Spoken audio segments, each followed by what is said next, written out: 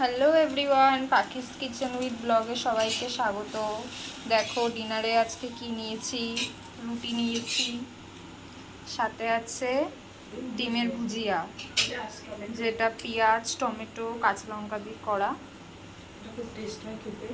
ভীষণ টেস্টিও হয় খেতে। সাথে দেখতেই পাচ্ছ পটল ভাজা নিয়েছি। তো কে কে পটল ভাজাও খাও রুটির সাথে অবশ্যই বলো। আর ডালও আছে, যেটা আমি এখন এখানে নিয়ে নিই।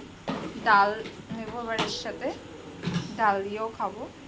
আর ডিম ভুজিয়া কে কে পছন্দ করো খেতে বলবে কমেন্ট করে। দেখো কালারটা কিন্তু খুব সুন্দর এসেছে, খুব টেস্টিও হয় খেতে।